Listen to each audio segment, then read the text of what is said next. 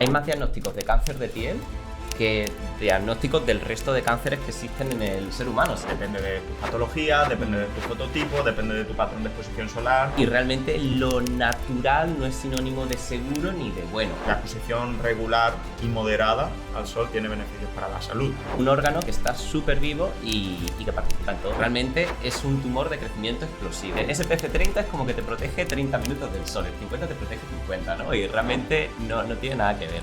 Podemos decir, Gustavo, que la crema fotoprotectora es probablemente la mejor crema antiedad que existe.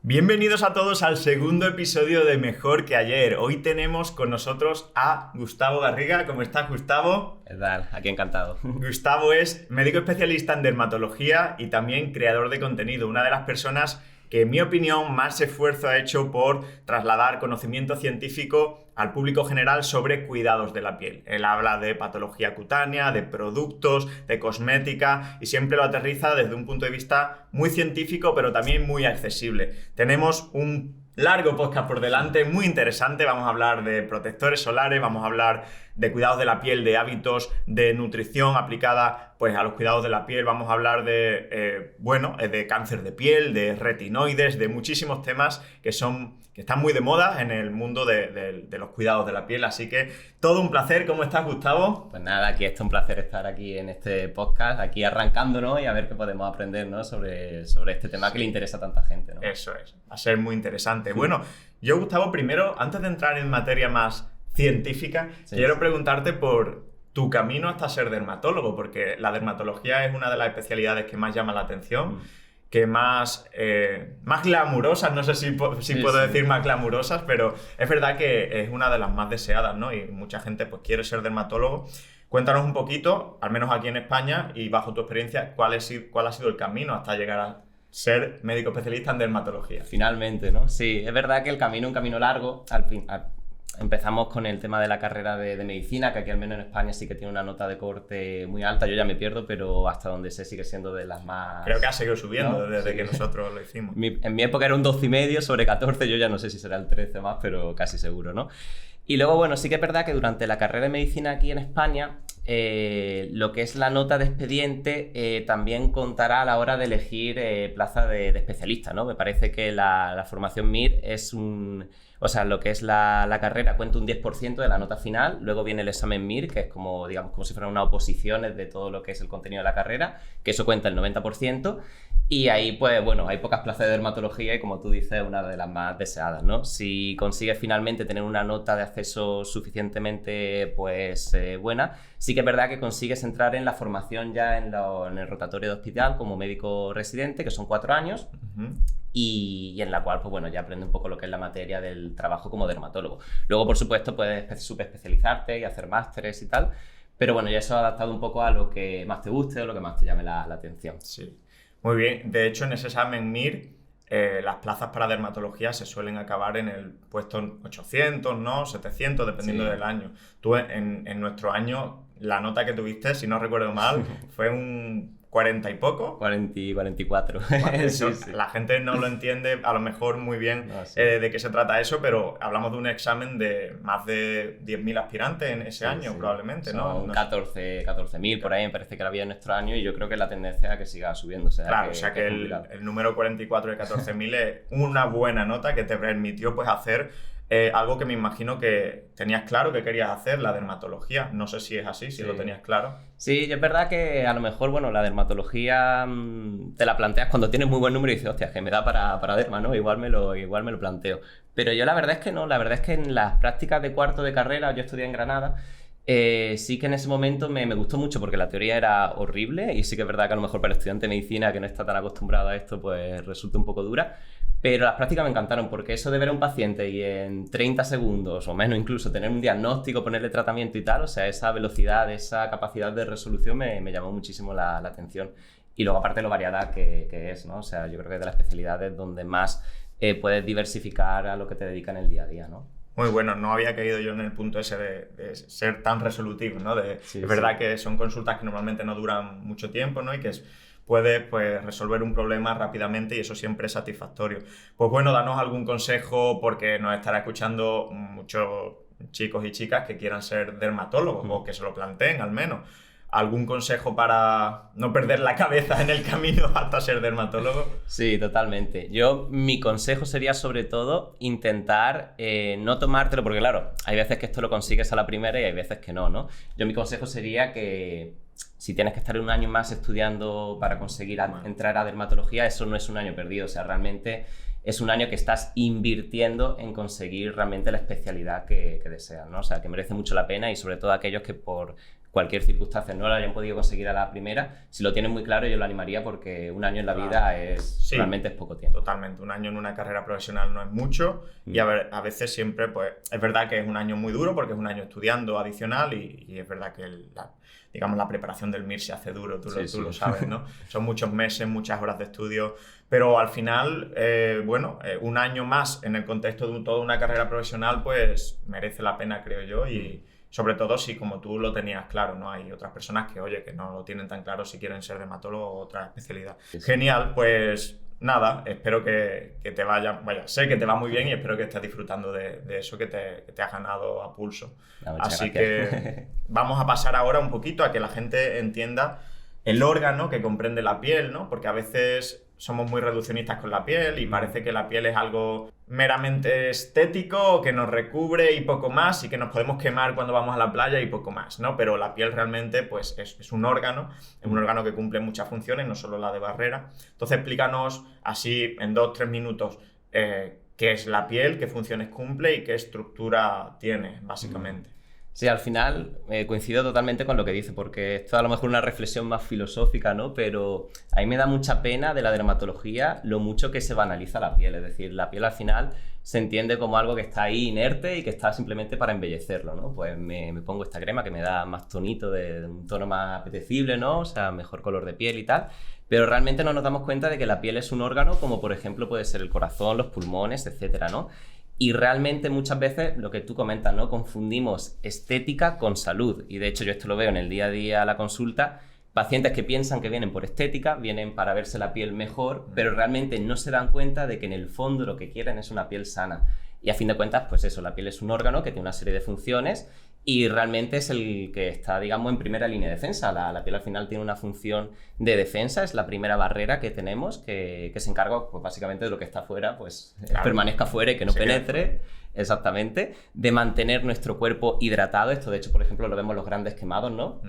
Los grandes quemados al final entran en unidades de UCI donde tienen que darle líquidos intravenosos y tal, porque al final se deshidratan. En el momento que pierden la piel se empiezan a evaporar, digamos, los fluidos, ¿no?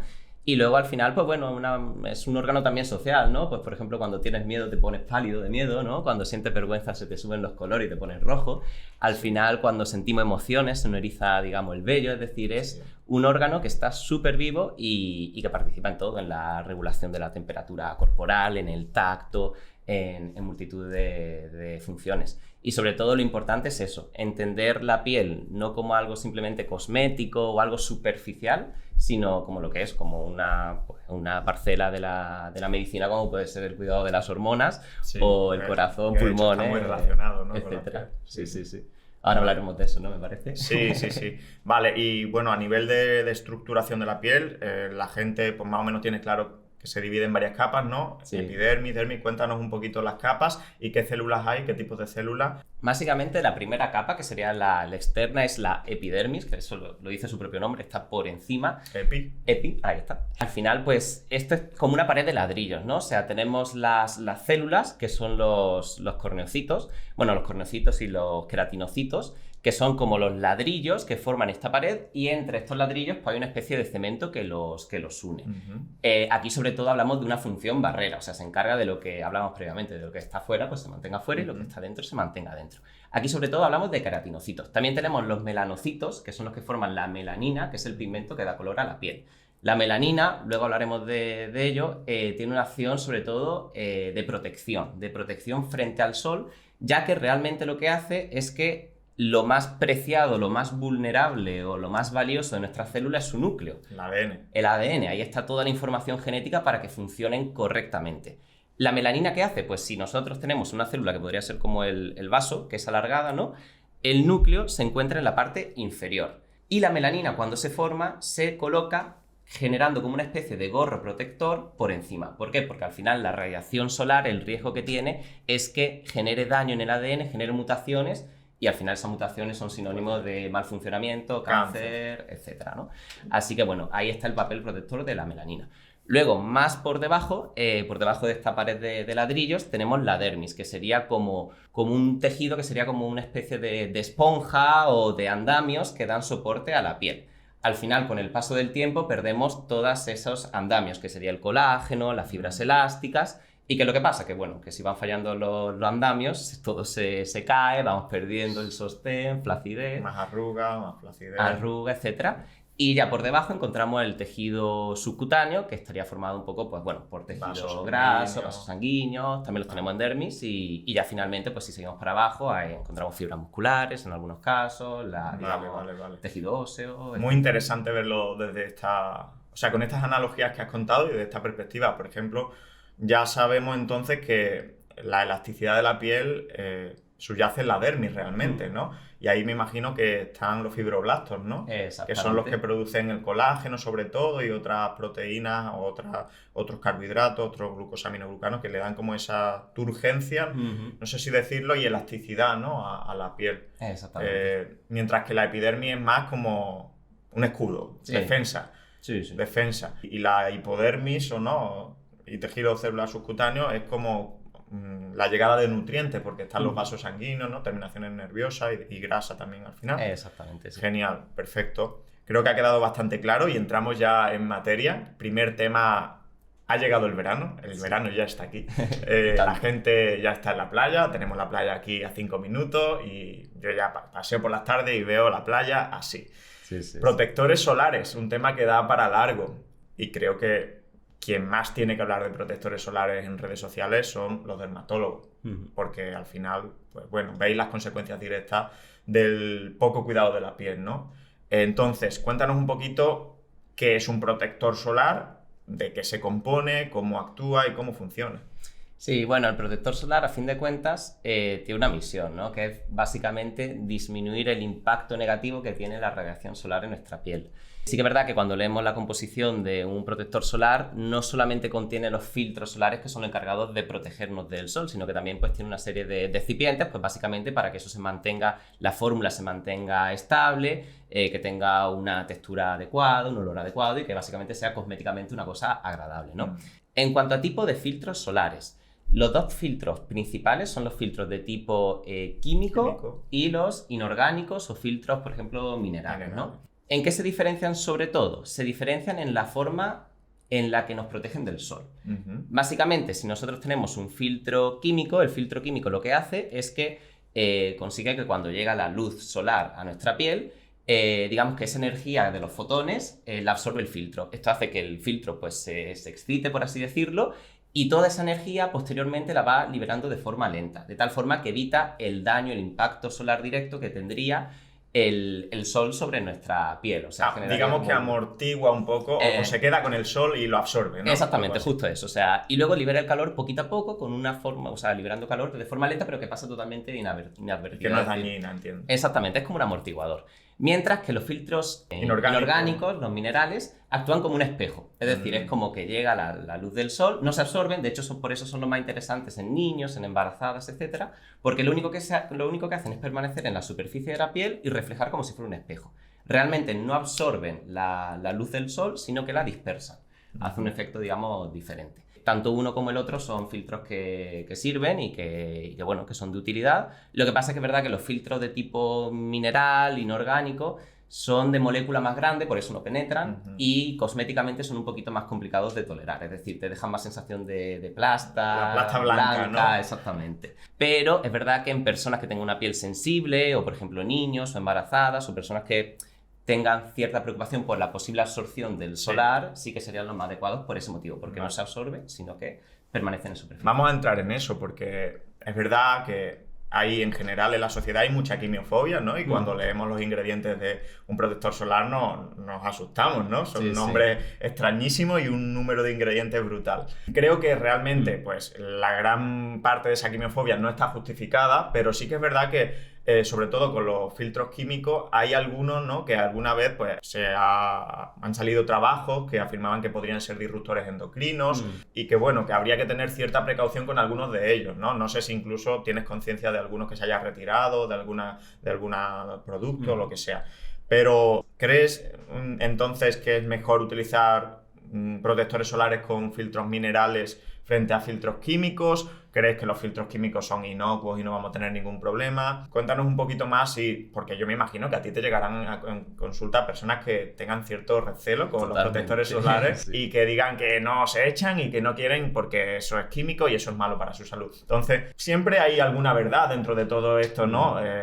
Mensajes, ¿no? Pero cuéntanos un poquito en profundidad tu experiencia con esos filtros químicos. ¿Realmente son malos o no son malos? Sí, aquí está el tema un poco, bueno, son diferentes puntos, ¿no? Sobre todo el exceso de información que existe muchas veces que te lía más que te aclara, ¿no? La sobreinformación es que te desinforma, ¿no? Lo primero de todo que tenemos que saber es que toda cosmética, al igual que en el mundo de los fármacos, ¿no? Del medicamento, toda cosmética que existe a fecha de hoy es segura hasta donde llega nuestro conocimiento. Es decir, no se utilizan determinados principios activos si no pasa, digamos, toda la normativa y regulación. O sea que todo lo que podéis encontrar tanto en supermercado, canal de venta de farmacia, etcétera, son principios activos que están testados y que son seguros. Eso es lo primero, ¿no? Pasa un poquito como con la alimentación, ¿no? Es decir, por suerte, el 99,999 de cosas que podemos comprar en un supermercado son seguros porque han pasado pruebas de seguridad alimentaria, protocolarias y sin la cual no se puede comercializar. Exacto. ¿Qué es lo que pasa? Que luego hay pues elementos dudosos y que conforme va pasando el tiempo pues se evalúan y a lo mejor se cambia de opinión, ¿no? Pero a priori todo lo que podemos comprar es seguro. Yo creo que todo este tema de la quimiofobia existe por dos motivos, ¿no? El primero es, digamos, por falta, digamos, de conocimiento. Es decir, muchas veces nos pensamos que lo natural es sinónimo de sano y saludable, cuando realmente pues, hay determinadas setas que si te las comes, pues de repente pues, te da un shock y acabas malísimo. Y realmente lo natural no es sinónimo de seguro ni de bueno, al igual que lo químico no es sinónimo de malo. Lo que pasa es que, claro, tú vas a X sitio a comprarte un fotoprotector y te viene libre de químicos, sin químicos. El consumidor automáticamente dice, ostras, si aquí pones sin químicos, pues será que tener químicos es un atributo negativo. Y aquí es donde entra un poco este juego de los claims, de los reclamos publicitarios, que son engañosos o que juegan un poco con la percepción esta de que natural igual a bueno, químico igual a peligroso. Al final es lo que busca el público y se aprovechan de eso, ¿no? Sin químicos, sin tóxicos, sin natural. Es complicado, pero básicamente entiendo por tu respuesta que todos los filtros solares utilizados son seguros a día de hoy, aunque se pueda reevaluar la seguridad de vez en cuando. Pero bueno, habrá personas que prefieran usar filtros minerales o inorgánicos porque no penetran en la piel, no se absorben básicamente, aunque las propiedades organolépticas puedan ser un poquito peores, ¿no? Exactamente. Pero no generan ningún tipo de daño en la piel. Hay algunos filtros, como por ejemplo, bueno, no un filtro, es el octocrileno, que es como le permite dar fotoestabilidad a la fórmula, ¿no? Que sí que están en el punto de mira y actualmente, por ejemplo, se ha limitado la concentración que se puede utilizar al 9%, 10%, cuando antes se utilizaba concentraciones superiores porque se sospecha que puede ser un disruptor endocrino, ¿no? Entonces, sí que hay ahí algunos puntos candentes que sí que, o sea, esto es una realidad, es decir, puede haber un impacto, ¿no? Pero que es algo que se vigila y se reevalúa día a día. Lo que pasa es que, bueno, al final es como todo, o sea, para gusto los colores y es verdad que según la preferencia de cada paciente, ¿verdad? Que hay personas que prefieren anteponer la seguridad a todo, a la cosmética y a la galénica y tal, y al final la industria está avispada y sabe que hay un nicho de mercado para esas demandas, claro. Genial. Sí. Vale, vamos a hablar entonces del famoso SPF, ¿no? ¿Qué es? ¿Cómo se determina ese número? ¿Y cuál deberíamos usar en función de nuestra piel? Eso es un follón, porque la verdad es que es complicado de explicar, aunque es una tontería y es muy sencillo, ¿no? Pero yo digo de todo, ¿no? Dice, SPF 30 es como que te protege 30 minutos del sol, el 50 te protege 50, ¿no? Y realmente no tiene nada que ver. Realmente el SPF 30 o 50 al final es un número que multiplica el número de veces que va a tardar más mi piel en quemarme en comparación con si no lo usara. Por ejemplo, esto con un ejemplo se ve muy claro. Si yo, por ejemplo, que soy una persona pues, de fototipo 3 aproximadamente, o sea que estoy morena y tal, de forma natural, ¿no? Si yo tardo en quemarme pues media hora, si me pongo un SPF 30, tardaré 30 minutos por 30 en quemarme, es decir, tardaría 900 minutos. Si utilizara un SPF 50, tardaría 50 veces más, es decir, 30 minutos por 50. ¿Qué es lo que pasa? Que yo soy un fototipo 3. Si tuviera una persona de fototipo claro, pues típica persona de ojitos muy claros. Explica un poquito lo de los fototipos, que la gente no sabrá lo que es. Fototipo básicamente son una serie de números que indican lo sensible que es tu piel frente al sol. Entonces, por ejemplo, podemos tener un fototipo 1, que sería típica persona, pues que siempre, una persona que está muy blanquita, que no se pone morena, se quema con facilidad. Normalmente son personas de ojos claros, piel clara, nórdicos, por ejemplo. Mientras que una persona de fototipo 3 puede ser la media a lo mejor española. Y ya si nos vamos a fototipo 5 o 6, pues ya hablamos de personas de piel oscura, ¿no? Ahí hasta 6, ¿no? Hasta 6, exactamente. ¿Qué es lo que pasa? Que claro, yo a lo mejor tardo 30 minutos en quemarme, pero es verdad que eres de mi fototipo, bro. No tengo otro ejemplo. Más o menos somos. Pero parecidos. bueno, típico extranjero que viene de vacaciones aquí a nórdico, aquí a Málaga, esa persona a lo mejor tarda 5 minutos en quemarse. ¿Qué es lo que pasa? Que si esa persona se pone un factor 30...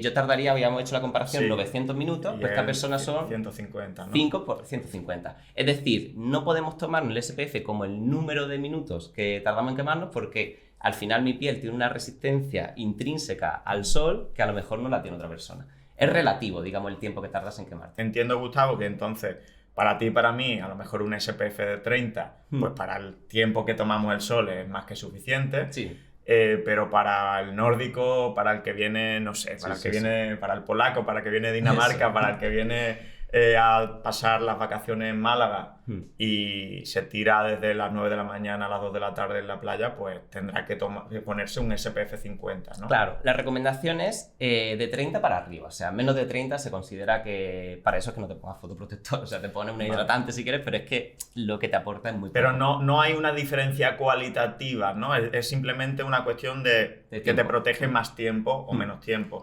Pero no es no es más fuerte en el sentido de que proteja más o sea mejor un SPF 50 que un SPF 30. No sé si me explico, es algo más de tiempo, ¿no? De tiempo de protección. De tiempo, exactamente. O sea, que tenga un factor 50, porque claro, al final esto es ya un poco complejo, pero la radiación solar es como un espectro de diferentes longitudes de onda, ¿no?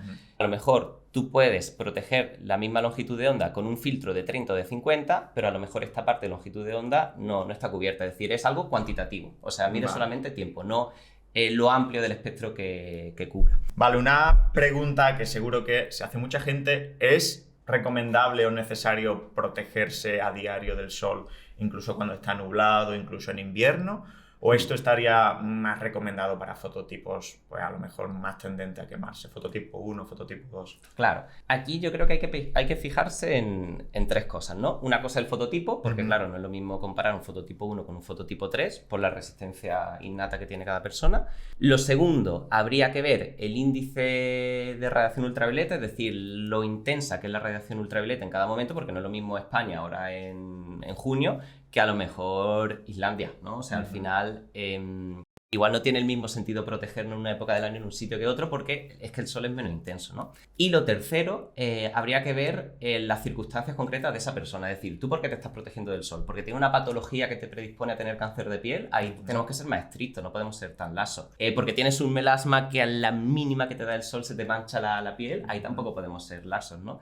Entonces, al final, depende también de la persona. Yo, por ejemplo, en mi caso, sí que es verdad que yo soy una persona de fototipo alto, que por suerte no tengo a priori ninguna patología que me haga muy recomendable el protegerme de forma muy estricta, y la mayor parte del año, bueno, aquí en Málaga tenemos buen tiempo, pero salvo en estas fechas y tal, yo en lo que hago en mi día a día no llego al nivel de quemadura, ¿no? Entonces yo es verdad que hay épocas del año que no uso protector. Sí que es verdad que en época de verano, si vamos a la piscina, si vamos a la playa o prevemos una exposición solar intensa, sí que sería lo recomendable.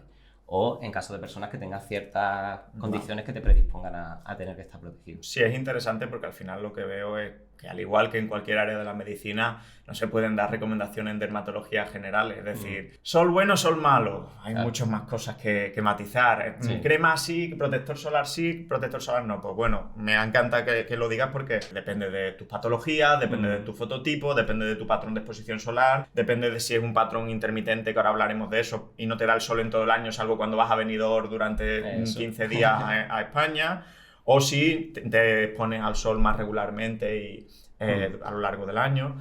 Entonces, bueno, al final individualización en las recomendaciones. Con motivos antiedad, porque claro, está claro que no hay que quemarse, ¿no?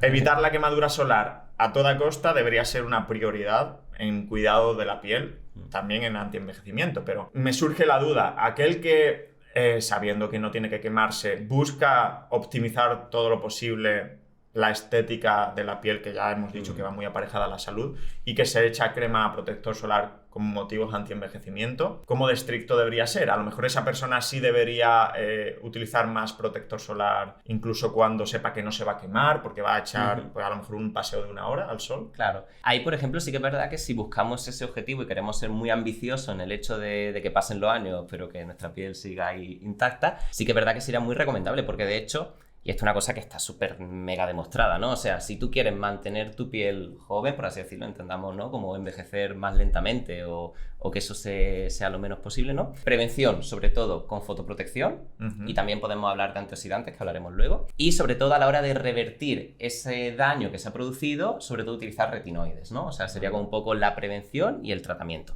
Yo, por ejemplo, siempre tengo la imagen muy grabada de una paciente que tenía el diagnóstico de lupus, y al final el lupus es una patología que te predispone a ser fotosensible y de hecho el sol te predispone a brotes de lupus, y como tener un brote de lupus pues no es moco de pavo, como se dice, pues era una persona que se protegía del sol todos los días de su vida de forma muy estricta, y tú la veías y es que tenía la piel impoluta, o sea, en cuanto a tema de manchas, luminosidad, firmeza, al final cuando nos da el sol de forma prolongada se va manchando, aparte que tenemos predisposición a cáncer de piel, como hablábamos, se van perdiendo los volúmenes, la piel deja de ser... colágeno no se degrada más. Se degradan, digamos, ese armazón, ese andamio, ¿no? Hace que la piel vaya perdiendo, digamos, firmeza. La piel tiene fibras elásticas, que hace que sea elástica, sobre todo... Esto cuando vemos un bebé nos damos cuenta de inmediato, que hace así, ¿no? Con el moflete y... Claro, y vuelve a su sitio. Si esto lo comparamos con una persona más añosa, vemos que esas fibras elásticas se han perdido y pierde esa elasticidad, ¿no? Así que sí, totalmente. Vale, entonces, si nuestro objetivo es el antienvejecimiento, deberíamos utilizar el protector solar de forma un poquito más generosa, ¿no? Sí.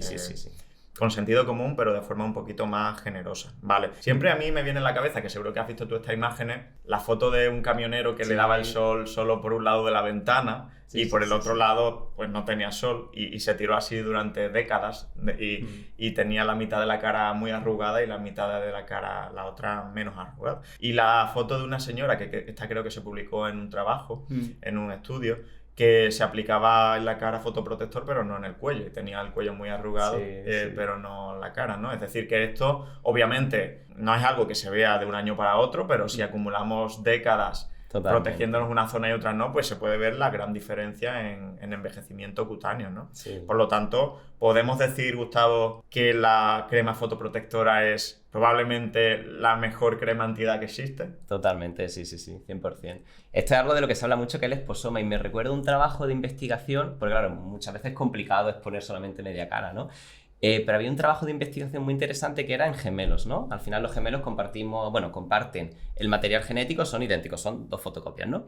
¿Qué es lo único que cambia? Todo aquello que sucede a partir del momento del nacimiento, ¿no? Pues uno de estos gemelos, por ejemplo, era fumador, tenía hábitos tóxicos de este tipo, ¿no? O sea, de abuso de sustancias, drogas, etcétera. Y al final, pues bueno, sobre todo el tabaco, por ejemplo, el estrés oxidativo, es un factor que hace que, al igual que el sol, vayamos perdiendo calidad en nuestros tejidos, tanto a nivel interno como a nivel, digamos, de la piel. Y se veía perfectamente cómo el habernos expuesto este tipo de principios activos, o sea, de principios activos de agentes, hacía que la piel fuera deteriorándose poco a poco. Esto es lo que es el exposoma, ¿no? Todos los factores a los que nos vemos sometidos desde que nacemos y que van influyendo en nuestra salud. Por eso, factor 50 y luego antioxidantes, también algo muy interesante. Vale. Ahora hablaremos de otros productos, también desde el paradigma o de la perspectiva del antienvejecimiento.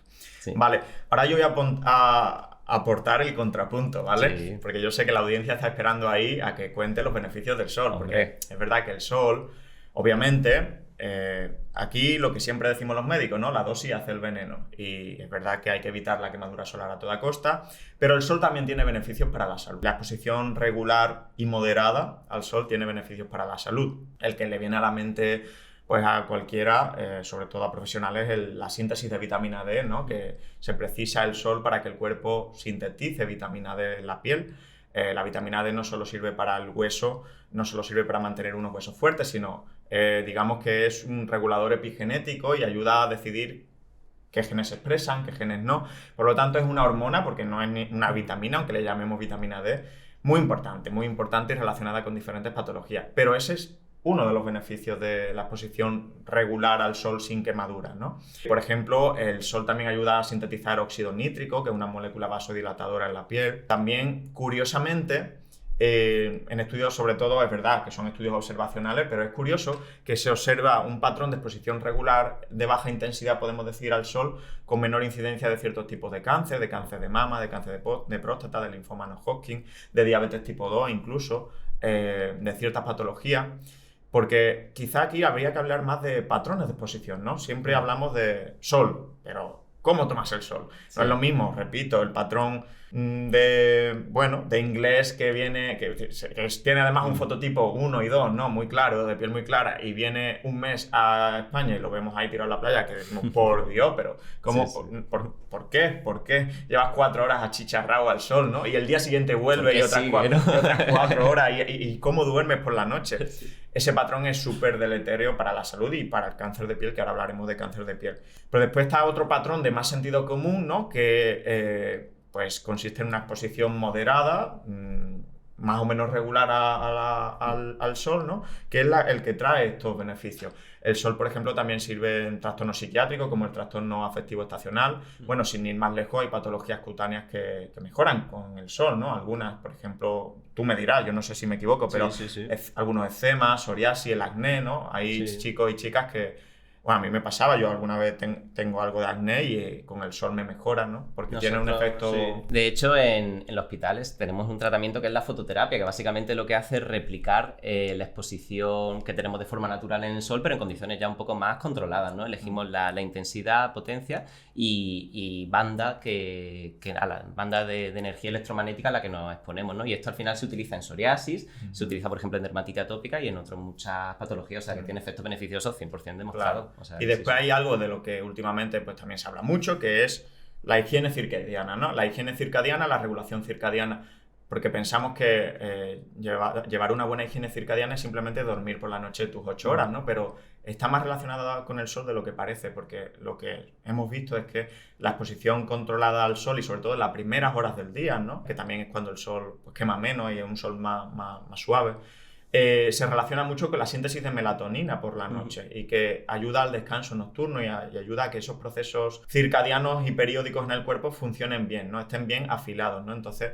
ahí pues al final una exposición razonable al sol también nos puede ayudar a un mejor descanso con la síntesis de melatonina, reparación de estructura y todos los beneficios del descanso. Y hay algo muy curioso, Gustavo, que es el tema de los opioides, ¿no? Sí. Hay gente que te habrá dicho, seguro en consulta, como que el sol le hace sentir muy bien, ¿no? Y que se sienten incluso eufóricos con el sol o que cuando no le da el sol se deprimen, se desmotivan. Esto tiene una justificación bioquímica muy interesante y es que cuando nos da el sol en la piel se sintetiza en la piel la POMC, que es la propiomelaanocortina, que es un péptido, una proteína muy larga que después se metaboliza y produce beta-endorfinas, ¿no? La famosa endorfina del ejercicio también las produce la piel cuando nos da el sol.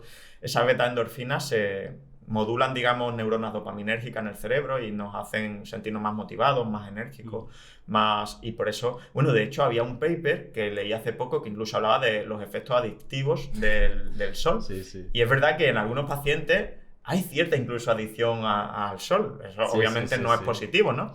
Pero para que la gente entienda que el sol modula muchas funciones fisiológicas, sobre todo también a nivel de la cabeza, a nivel del sistema nervioso. De hecho, nosotros con la fototerapia tenemos esa sensación, lo percibimos, como que al paciente le ponen la fototerapia y quitársela es complicado. O sea, y sale más contento, ¿no? Sí, o sea, mejora el estado de ánimo 100% y hay pacientes en los que se percibe cierta adicción, o sea, que es complicado quitarle la fototerapia, o sea, doy fe 100%, o sea...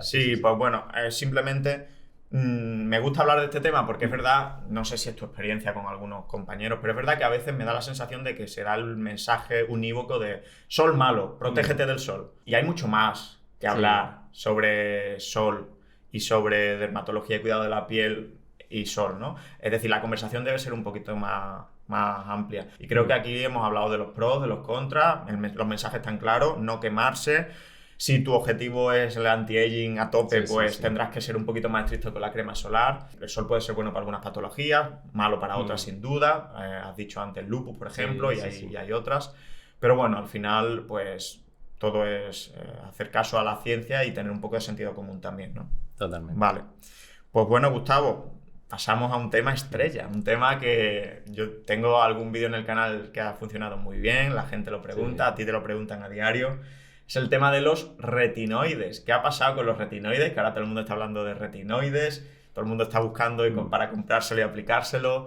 Sí. Cuéntanos un poco esta familia de moléculas, ¿no? ¿Qué son y por qué son positivas o qué evidencia han demostrado? Un poco lo que comentábamos previamente, ¿no? Al final, por ejemplo, aplicado al campo del fotoenvejecimiento, ¿no?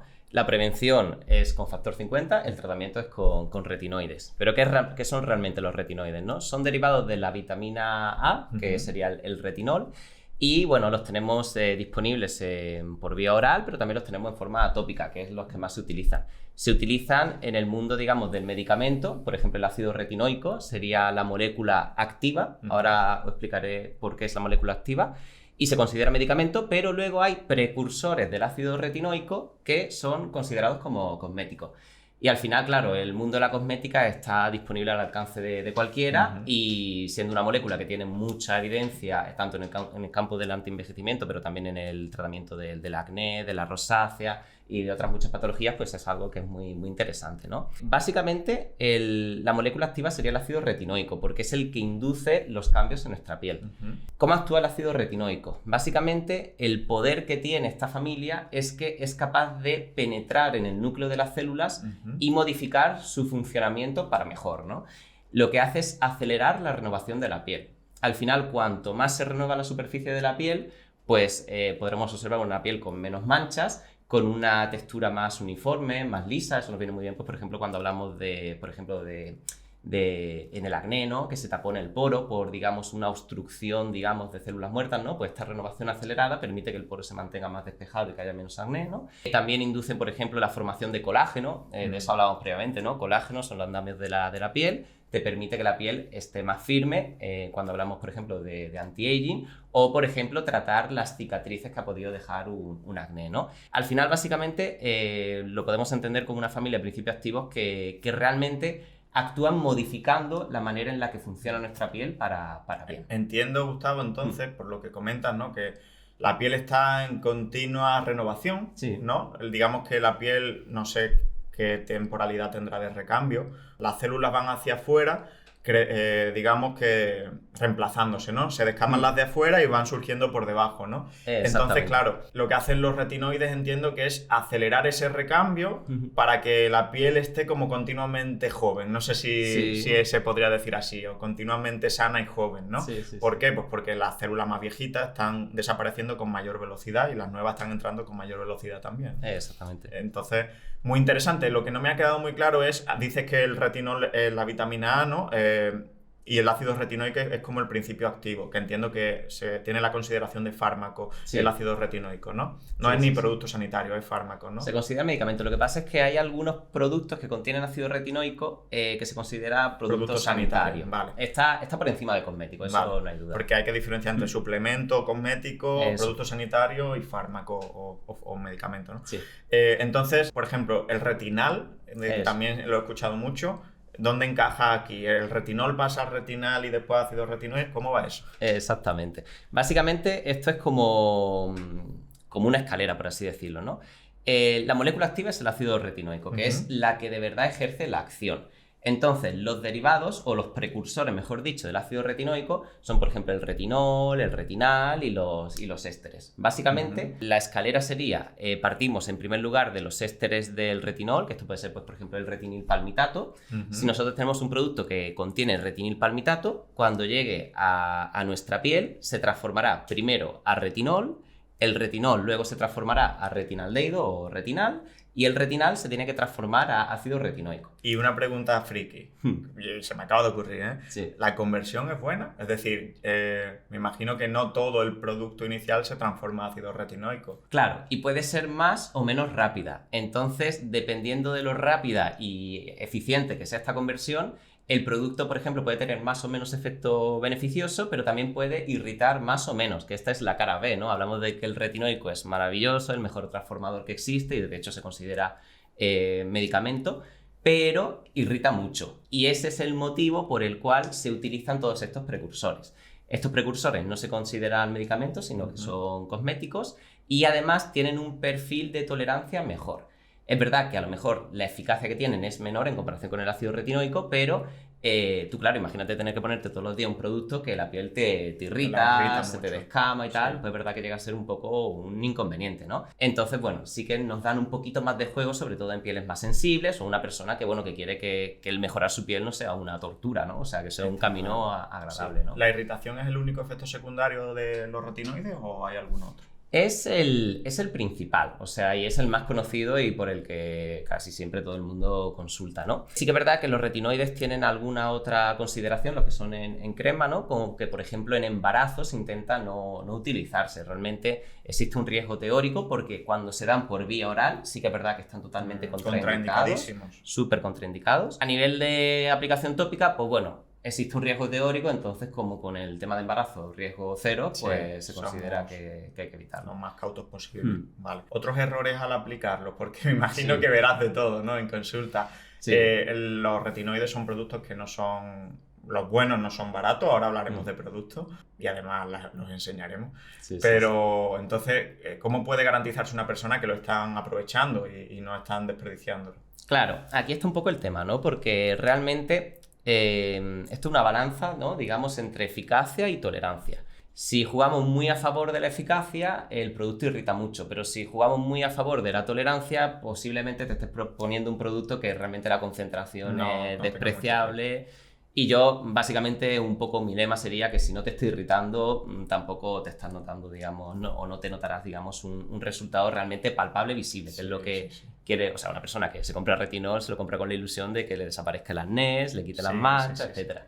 Y eso con un retinol... Tú hacías, me acuerdo que en la charla que tuvimos, que por cierto gustó mucho, hacías como una analogía con las agujetas, ¿no? Es decir, tú vas al gimnasio y empiezas a ir al gimnasio y no notas nada absolutamente al día siguiente y estás como nuevo, pues mucho no te habrás esforzado, ¿no? Exactamente. Bueno, algo parecido, no exactamente igual, pero decir que hay que jugar un poco con la tolerancia, ¿no? Y a más irritación probablemente más efectividad, pero si no hay nada de irritación, pues probablemente poco ácido retinoico esté ahí haciendo algo, ¿no? Exactamente. Al final se trata de eso, de buscar un poco un balance. También es verdad que al final el cosmético tiene una regulación también estricta, ¿no? Al final, de hecho, ahora ha salido hay una propuesta, ¿no? De limitar el uso de retinol a más de 0,3%. Cuéntanos eso en España solo, ¿no? En la Unión Europea. La Unión Europea. Y esto ha sido un bombazo, porque claro, ahora que la gente pues conoce el retinol y sabe sobre todo lo que puede conseguir con una concentración elevada de retinol, ¿qué es lo que ocurre? Se lo quitan y es como que te da ahí el dolor, ¿no? Bueno, lo primero de todo es que el retinol es seguro, ¿no? ¿Por qué? Pues porque partimos de la base de que todo principio activo que se utiliza en cosmética ha sido súper mega testado y que no hay nada que sea, digamos, peligroso y que esté, digamos, comercializado a fecha de hoy, ¿no? ¿Qué es lo que pasa? Que para el año 2025-2026 el Reglamento Europeo de Cosmética se plantea limitar o al menos cambiar el canal de venta o el modo de venta de retinoles de más de 0,3%. ¿Por qué? Porque básicamente si tú te lees la definición de cosmético, así a grosso modo, no literal, ¿no? Pero básicamente son pues productos destinados a aplicar en la superficie de la piel, cabello, cavidad oral, etcétera, en la superficie del cuerpo, para simplemente ayudar a su higiene, perfumarlo, mejorar, digamos, su aspecto, embellecerlo o que huela mejor, ¿no? Entonces, claro, ¿qué ocurre con el retinol? Que el retinol es una molécula que es muy activa, es decir, es un transformador de la piel, o sea, penetra a nivel del núcleo de la célula y cambia por completo el funcionamiento para bien, ¿no? Es decir, trabaja en pro de la salud de la piel. Esto que estamos hablando es verdad que da unos resultados espectaculares, sobre todo a concentraciones altas, pero no termina de encajar bien con un producto cosmético que simplemente perfuma, embellece o ayuda a la higiene. Sí, esa es la contradicción un poquito que ha llevado a este cambio de normativa. Claro, ¿no? por eso el ácido retinoico se considera medicamento. Cuando hablamos de concentración alta, ¿dónde pondrías el límite? 0,3 es verdad que podría ser, ¿no? Yo a lo mejor soy un poquito más... A mí me gusta dar caña, entonces yo lo pondría en 0,5. 0,3 en 0,5. ¿Hasta qué concentraciones tenemos? Hay hasta el 1%, digamos, de... Esto es retinol puro, ¿eh? O sea, luego te lees la letra pequeña y muchas veces ves un producto que pone retinol al 4%. Y lo lees y realmente es, pues, 0,5 de retinol y 3,5 de retinilpalmitato. Son ésteres de retinol. Entonces, teóricamente, el límite es el 1%, pero bueno, yo de hecho he traído un producto que lo enseñaremos ahora, que por estudios, digamos, de actividad y por cómo está formulado, la eficacia que tiene es equivalente a un 1,5, que es el que se considera a fecha de hoy el retinol más potente puro que hay en el mercado. Bueno, te iba a preguntar por marcas de tu confianza. Por cierto, nada de lo que se va a comentar en el podcast está patrocinado, ojalá, pero no, y vamos a mencionar varias marcas, pero ninguna ha patrocinado el podcast. Entonces, Gustavo, si quieres, cuéntanos algunas marcas de tu confianza y si quieres enseñar algún ejemplo en la cámara. Sí, yo como al final, yo trabajo mucho en redes sociales y sé que a vosotros, pues, el tema de la teoría os gusta, pero os gusta saber producto, ¿no? ¿Y cuál me pongo yo realmente? Claro. O sea, muy bien, todo esto está muy bien, pero ¿cuál me pongo, no? Pues bueno, os voy a enseñar un poco, lo que me he traído, he intentado traer marcas de diferentes laboratorios y tal, pero sí que es verdad que si hay algún paciente mío leyéndome, es verdad que se va a ver, o sea, escuchándome, se va a sentir identificado porque es lo que yo utilizo en mi práctica diaria, ¿no? Es verdad que en cuanto a retinol, al menos la línea que brilla por ser, digamos, el retinol que está mejor formulado y tal, sí que sería aquí. El Radical Night Repair de Zoe Skin Health, ¿no? Este concretamente es el producto que os comentaba, que es el 1% que equivale a un 1,5, ¿vale? Realmente Zoe es una línea de alta cosmética, pero en lo que brilla sobre todo es en cómo formula, por ejemplo, el retinol. En cuanto a, por ejemplo, productos de los que hemos hablado previamente, también es muy importante... Déjalos ahí, ¿no? ¿Lo dejamos por aquí? Sí, déjalo encima. Previamente también hablábamos de la importancia, por ejemplo, de los antioxidantes, ¿no? Al final el antioxidante lo que hace es reforzar la protección solar de tu filtro solar que te aplicas, ¿no? Aquí en este sentido, por ejemplo, la marca líder en antioxidantes a fecha de hoy es SkinCeuticals por cómo formulan la vitamina C, y aquí os traigo un ejemplo que fácilmente se puede considerar como la mejor vitamina C del mercado, o al menos en mi modesta opinión, ¿no? Que sería, pues, por ejemplo, C-Ferulic de SkinCeuticals. Luego, bueno, tengo más cosas, luego, si queréis... Sí, ahora vamos a hablar de rutinas. Y así mantenemos el misterio. Exactamente, y así no se van. Bueno, vamos a hablar ahora de algo más serio, ¿no? Porque sí, es verdad que hemos empezado ya con los retinoles y no hemos venido arriba, pero vamos a hablar de, al final, vosotros en vuestra especialidad pues veis mucho cáncer. Me imagino que es una parte importante de vuestra especialidad. Cuéntanos un poquito cuál es el cáncer de piel más frecuente, cuál es el cáncer de piel más mortal, y además de por el sol, pues que lo hemos comentado ya, es un factor de riesgo clarísimo de cáncer de piel.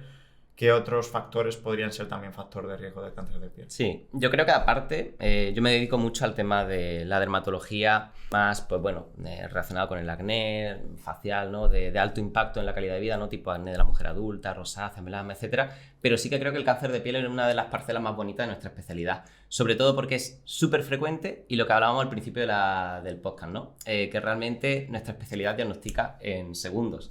Y a mí me ha pasado de estar en el Aquapar en verano y verle una mancha a una señora y decir, oye, mira, esto te lo tienes que quitar en algún momento porque es que es un cáncer de piel y le acabas de salvar la vida a una persona, seguramente pues por la cara en un segundo y digamos simplemente por tener un poco el ojo entrenado, ¿no? El cáncer de piel es súper prevalente, de hecho. Pero hablas de un vaso celular, un melanoma en ese caso. Ese caso era un melanoma, por eso digo. El vasocelular... ¿Te ha pasado eso más veces?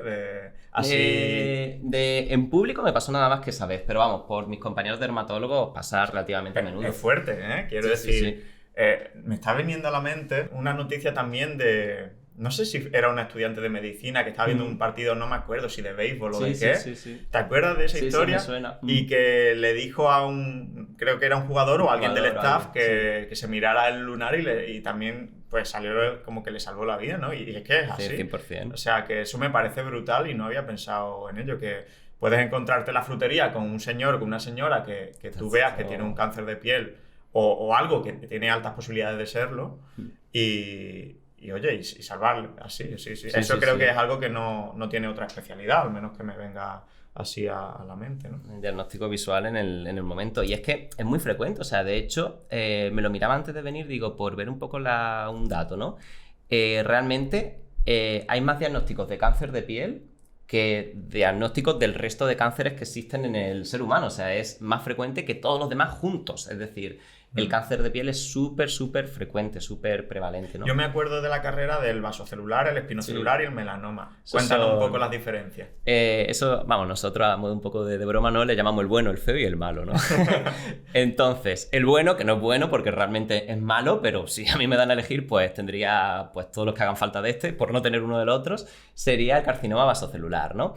El carcinoma vasocelular es el más frecuente, pero es un tumor que es maligno. Lo que pasa es que la agresividad que tiene es local, es decir, esto a los pacientes se lo explicamos como que hay una parcela de su piel que se ha puesto mal, es como que la piel se pudre, por así decirlo, y eso se va extendiendo. Si no lo dejamos bien limpio y eliminamos las raíces que puede tener, se seguirá extendiendo en superficie, pero también en profundidad, puede invadir, ¿no? Entonces, al final es un tumor que no te va a matar, pero sí que es verdad que desfigurante, puede afectar, digamos, el funcionamiento de órganos internos, afecta a la zona del rostro. No, ¿ese metastatiza? No, pero por ejemplo, si se encuentra, por ejemplo, en el área ocular, pues por ejemplo puede llegar a producir invasión, es decir, afecta, digamos, a nivel local, pero no es capaz de irse a ganglios linfáticos ni a órganos, claro, me refería interno, pero refiriéndome más a la órbita, ¿no? Tipo pulmón y tal, no. Luego, bueno, hay otro que es el feo, que realmente es el carcinoma escamoso. Este se caracteriza... Este es el espinocelular. Espinocelular. Yo es que me quedé con ese nombre. Sí, no espinocelular, escamocelular o de célula escamosa, ¿no? Este, bueno, nosotros le decimos el feo porque realmente es un tumor de crecimiento explosivo. El vasocelular puede crecer a lo mejor un par de milímetros al año.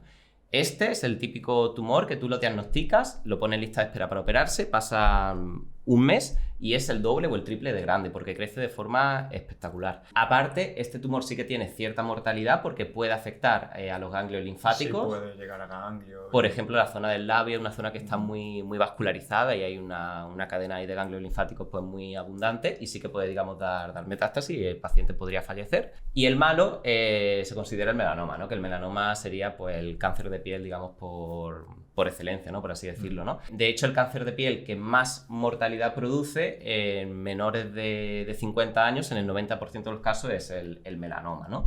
Que al final es el típico que suele ser un lunar que ha ido cambiando de tamaño, de forma y que visualmente pues destaca sobre los demás, ¿no? Y luego tenemos tipos de cánceres más raros, que son muy poco frecuentes, pero que la mortalidad puede ser altísima, en torno al 20-30%, súper alta, que podría ser, pues, por ejemplo, el carcinoma de células de Merkel, ¿no? Lo que pasa es que son carcinomas que son ya más raros, no son tan frecuentes. Vale. Pues bueno, Gustavo, me imagino que hay gente preocupada escuchándote. Sí. Entonces habrá gente que diga, oye, pues yo tengo aquí un lunar o aquí muy raro que no lo había visto hasta ahora o que ha cambiado un poco de forma.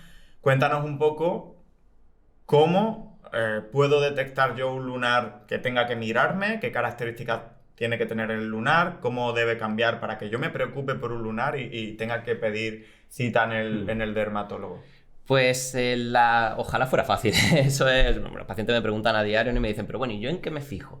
Y la verdad es que me cuesta darle una respuesta, ¿no? Os voy a decir lo que se suele hacer, digamos, por protocolo, ¿no? Cuáles son las recomendaciones generales. Y luego voy a dar un truco que es súper útil y es lo que le enseñamos sobre todo a los residentes que empiezan ahora a aprender la especialidad, ¿no? Lo que se recomienda por protocolo es pues la regla del A, B, C, D, E, ¿no? A, si es un lunar asimétrico, pues bueno, eso nos hace sospechar. B, si tiene los bordes irregulares también. C, si tiene varios colores, pues también. D, diámetro, si es un diámetro mayor a pues, 6 milímetros y tal, lunar grande, pues también nos hace sospechar. Y E, de evolución, un lunar que evoluciona, que cambia o que da síntomas, o sea, que produce, por ejemplo, un sangrado y tal. No picor, picor no, o sea, esto es un mensaje de lo más importante aquí del podcast. Que algo pique no significa que sea malo. Cualquier cosa que tenga relieve en nuestra piel puede picar, ¿no? Ya sea una verruga producida por un virus, una queratosis seborreica, o cualquier cosa, simplemente por el hecho de tener relieve. Así que síntoma, pero picor no. O sea, sería ya pues que sangre o bueno, que veamos que eso va cambiando, ¿no? Esto es lo que se suele decir. Lo que pasa es que esto es muy complicado. Tú ves un lunar y dices, yo esto lo veo un poquito irregular, me parece que tiene dos colores. Sí, sobre todo para alguien que no tiene conocimiento, ¿no? En salud. Y te mira la espalda y tienes 10 y dices, yo qué sé, me parecen todos malos, ¿no? Entonces, el truquito, que es lo que es más eficiente realmente y sirve mucho, es el signo del patito feo, que le decimos nosotros. Esto está muy bien porque al final tú le dices al paciente o al familiar o quien sea que se desvista, que se quite la parte de arriba y le mira la espalda. Y verás que todos los lunares o todo lo que tiene, no necesariamente lunares, pero todas las lesiones que le veas, siempre suele haber una parecida al lado. Es decir, te tiene que llamar la atención o te tienes que parar a evaluar aquella lesión que sea totalmente diferente a las demás, es decir, el patito feo. ¿Por qué? Porque normalmente cuando tenemos lunares, pues son todos lunares de un mismo tipo, o sea, los pacientes siempre tienen como un mismo patrón de lunar. Cuando ya ves una lesión que destaca sobre todas las demás, esa suele ser la que hay que mirar más de cerca y el más... Pues mira, eso no lo sabía yo, es decir, sí. Analizar el lunar no solo individualmente, sino en el contexto de los demás. Pero vaya, yo el consejo que daría al público es que si tenéis alguna sospecha, consultéis con un profesional, porque estamos hablando de algo que la mayoría de las veces imagino que no irá más y que tú verás de cada 100 lunares que ves, pues a lo mejor, no sé cuál es la estadística, pero a lo mejor 95 son nada. Sí. Pero que los que sí son algo pueden ser algo importante y algo que comprometa la salud. Entonces, bueno, pues que sí hay que consultar, que son consultas muy rápidas, ¿no? Sí, ¿verdad? Sí, por suerte. Son consultas más o menos rapiditas y no pasa nada por ir. Sí. Genial. Bueno, pues vamos a entrar ahora en lo más práctico, en rutinas de cuidados cutáneos, ¿no? Yo quiero que nos cuente un poquito qué rutina usas tú mismo, si usas alguna rutina, y que nos vaya explicando un poco, pues, sobre todo el procedimiento, ¿no? Es decir, una persona que quiere hacer una rutina, nunca se ha cuidado la piel, nunca como yo, ¿no? Se lava con agua y jabón la cara, lo justo, y quiere empezar a cuidarse la piel, ya sea con vistas a antiedad, con vistas a estética o a lo que sea. ¿Vamos a decir mañana, tarde y noche o vamos a decir los procedimientos que echar antes, después, tal? Hazlo como lo haces tú. Sí, bueno, lo primero de todo sería tener un objetivo, ¿no? Esto igual que cuando una persona que quiere empezar a entrenar dice, pues quiero entrenar, pero bueno, ¿tú qué quieres? O sea, ¿estás buscando un objetivo? ¿Simplemente te quieres ver mejor o hacer volumen, etcétera? Pues esto sería igual, ¿no? Tenemos a la persona que quiere empezar a cuidarse. Bueno, hay unas guías generales de lo que habría que hacer, pero ya luego habría unas particularidades que habría que matizar según la persona. Lo primero de todo, por la mañana, ¿no? Empezaríamos con la limpieza. Básicamente la limpieza es un paso que se encarga un poco, pues bueno, de eliminar restos de suciedad. Cuando lo hacemos, por ejemplo, por la noche también sería el primer paso y elimina, pues, restos de suciedad del día, maquillaje incluso, por ejemplo, o, bueno, los productos que hemos utilizado previamente, ¿no? Voy a contar, si queréis, la versión reducida y la versión expandida, si queréis, o sea, por intentar tener como las dos partes, ¿no? Lo más práctico sería empezar con la limpieza. Yo personalmente sí que es verdad que suelo recomendar un limpiador que también sea exfoliante siempre que se pueda, porque realmente una limpieza completa de la piel tendría 3 pasos. Tendría limpieza, exfoliación y tónico. ¿Hace falta que todo el mundo se ponga un limpiador, un exfoliante y luego un tónico? Realmente no. O sea, esto hay que individualizar, ¿no? Yo, por ejemplo, por temas de ser práctico e ir rápido, yo en mi día a día utilizo un limpiador exfoliante y hago un 2x1 y se acabó. El tónico tampoco es una cosa obligatoria. Básicamente la misión del exfoliante es eliminar los restos de células muertas de la piel, que nos viene muy bien pues, para verte la piel bien en general o en patologías como el acné, por ejemplo. Y el tónico simplemente se encarga de devolver el pH de la piel a su rango normal. Porque la piel es un poco ácida en cuanto a temas de pH, y cuando utilizamos un limpiador, normalmente son limpiadores que elevan el pH, lo hacen un poco más básico. Entonces, pues bueno, digamos que devuelve la piel a su pH original. Luego, por la mañana, ¿qué se suele utilizar? Yo siempre digo que la misión de la rutina de la mañana es proteger nuestra piel. Es decir, ¿con qué lo podemos proteger? Pues bueno, tenemos que protegerlo del estrés oxidativo que hay. El estrés oxidativo es pues todas aquellas agresiones del día a día que van degradando nuestra piel poco a poco. Hemos hablado, por ejemplo, del protector solar, por ejemplo, del tabaco, de la contaminación, la polución ambiental. Y básicamente se suele hacer con un antioxidante, como bien podría ser la vitamina C, sí. Como bien podría ser el C-ferulic de SkinCeuticals, ¿no? La vitamina C. Y luego utilizar pues, un factor de 50 de protección de amplio espectro que cubra radiación ultravioleta y también rayos UVA, ¿no? Aquí, por ejemplo, tengo algún ejemplo, ¿eh? O sea, yo personalmente el limpiador que suelo utilizar es este, que es un limpiador que también es exfoliante y entonces pues a mí me viene muy bien porque me ahorra un paso. Si queréis, mira, vamos construyendo la rutina, ¿no? Empezamos con el limpiador exfoliante. A continuación... ¿Limpiador y exfoliante has dicho, Gustavo? Sí. ¿Lo usas por la noche o por la mañana y noche? Aquí, claro, en general, normalmente es una piel que no tuviera patología tendría que tolerarlo mañana y noche. Hay pieles a lo mejor con dermatitis atópica o con rosácea que les puede costar un poco más. Pero bueno, en condiciones de piel sana, mañana y noche sin problema. Vale. Luego igual incluso podemos enseñar la textura o lo que sea, ¿no? Luego utilizaríamos la vitamina C como, digamos, agente protector con acción antioxidante, y luego podemos utilizar un factor 50, que yo por ejemplo he traído de la casa de La Roche-Posay, ¿no? Básicamente un factor 50 que también, digamos, cubre radiación UVA, ¿no? Esto, digamos, sería un poco lo básico. La misión de la rutina de la mañana es protegernos de los agentes externos. ¿Qué podemos utilizar por la noche? Por la noche es cuando solemos priorizar agentes transformadores.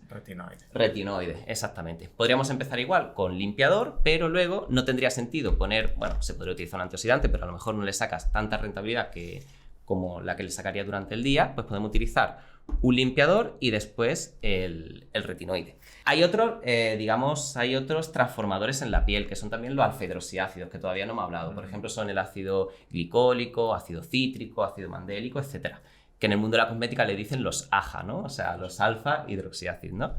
Que en este caso, pues bueno, os traigo uno de ejemplo. Este tiene una concentración, me parece que es en torno al 15% de alfa-hidroxiácidos, y se podría utilizar por la noche, pues por ejemplo, en vez del retinoide, ¿no? El retinol. También se podría utilizar por la mañana, pero bueno, os digo aquí un poco la pauta más general, que sería utilizarlo por la noche y ya está. Yo particularmente sí que por la mañana, a fecha de hoy, lo que estoy utilizando es limpieza, que también es exfoliante. Factor 50 según la época del año, no lo utilizo en todo momento, pero porque lo que comentábamos, soy fototipo alto, no tengo patología y pues bueno, hay momentos del año que el índice ultravioleta es bajo, ¿no? Ahora en esta época pues sí que es lo más adecuado, y por la noche yo de momento estoy utilizando simplemente limpieza y luego retinol, ¿vale? Este es el más cañero, ¿eh? O sea, no, vamos, ese yo de primera no lo utilizaría, sino que lo reservaría. Este es el más cañero. Sí, ese es el 1% de retinol. Uno que equivale a 1,5 de retinol puro, ¿eh? Ah, bueno. Lo que pasa es que, bueno, es el más cañero, yo empezaría un poquito más flojito. Sí, cuéntanos un poquito de cara a empezar con un retinol, no empecéis con este, sí, no. Porque se va a poner la cara roja. Entonces, ¿cómo empezaría? O sea, ¿tienes algún protocolo o lo haces un poquito a ojo según la persona? Sí, yo sobre todo en consulta lo dejo súper mega protocolizado, y de hecho yo doy mi email a los pacientes y lo que me llega en el 90% del email es: doctor, me irrita, o sea, me noto la piel roja, descamada, ¿esto es normal? ¿Soy alérgico? No, es totalmente normal, son reacciones. Incluso son deseables, no son efectos adversos, o sea, es propio del retinol. Es como si yo meto la mano en el vaso de agua y me mojo, pues que el agua moja. Claro. Pues el retinol irrita siempre que utilicemos un retinol medio que, ¿no? Mi recomendación, empezar poco a poco. Esto es como hacer deporte y es que el ejemplo es súper bueno. Tú no puedes ser que no te hayas movido del sofá en tu vida y ahora de repente pues salgas todos los días a correr 1 hora y pretendas hacerlo al día siguiente, ¿no? Porque es que acabas con el cuerpo hecho un desastre, ¿no?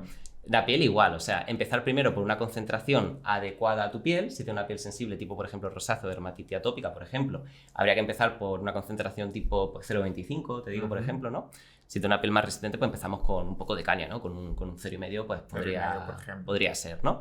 Pero no vamos a empezar todos los días, empezamos como si empezáramos a hacer deporte, empezamos 2 días a la semana, luego 3 días a la semana, paulatinamente vamos subiendo, y si en algún momento ves que te irrita demasiado, puedes bajar para, digamos, que tu piel se puede retroceder sin problema, ¿no? Sí, esto al final, esto es un proyecto de tolerancia a un plazo de 4 meses, 5 meses, 6 meses. ¿Y hay alguna temporalidad? Es decir, ¿tengo que dejar de aplicármelo en algún momento o en un tratamiento a largo plazo? Pues mira, esta pregunta es muy buena. Realmente, en cuanto a época del año, no hace falta dejarlo, porque el retinol es fotosensible, pero no es fotosensibilizante. ¿Qué quiere decir? Es fotosensible el propio retinol porque el sol lo degrada, por eso lo utilizamos por la noche y no por la mañana. Día, sí. Por la mañana protegemos. Pero no es fotosensibilizante, es decir, no va a hacer tu piel más sensible al sol y por tanto lo puedes utilizar en verano, que no hay ningún tipo de problema. Si te lo echaras por equivocación por el día, no va a hacer que te quemes más, pero lo vas a tirar a la basura porque literal, sí. Básicamente se va a degradar por el sol, ¿no? Exactamente, sí, justo. En cuanto a lo largo de la vida, ¿hay que empezar en determinada edad o hay que dejar de utilizarlo a determinada edad?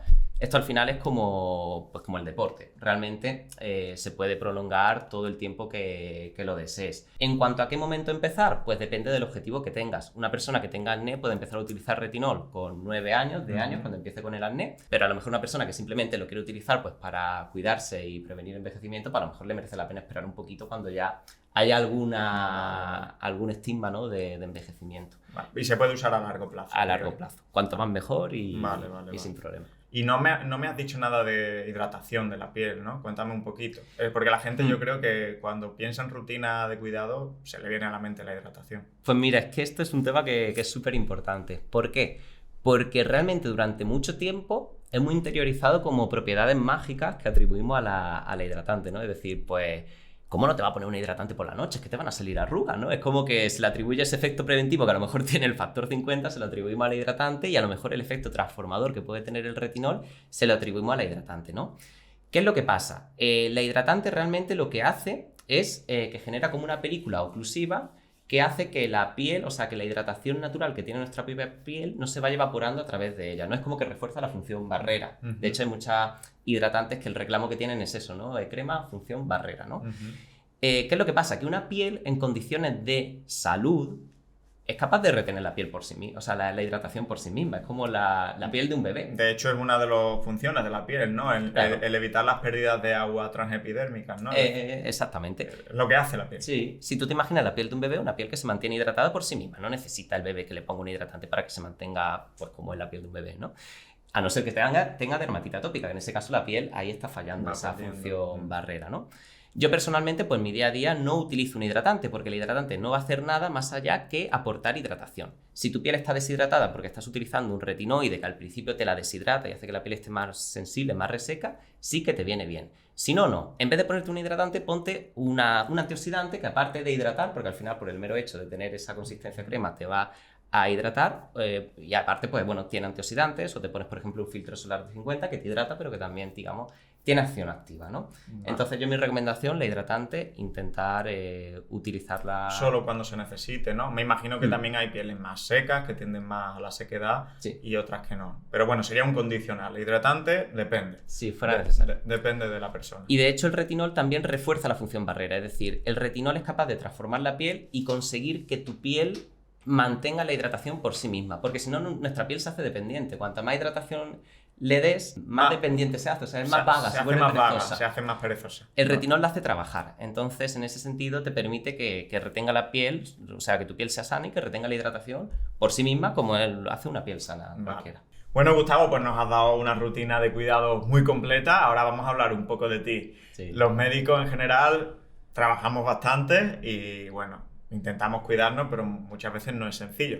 Cuéntanos un día a día tuyo, de lunes a viernes, el fin de semana lo vamos a obviar, de lunes a viernes un poco tus rutinas, pues sé que trabajas bastante también. Sí, sí. De verdad que trabajo, a fecha de hoy, trabajo más de lo que me gustaría, pero bueno, todo es cuestión de ir, digamos... Reestructurando de cara al futuro, ¿no?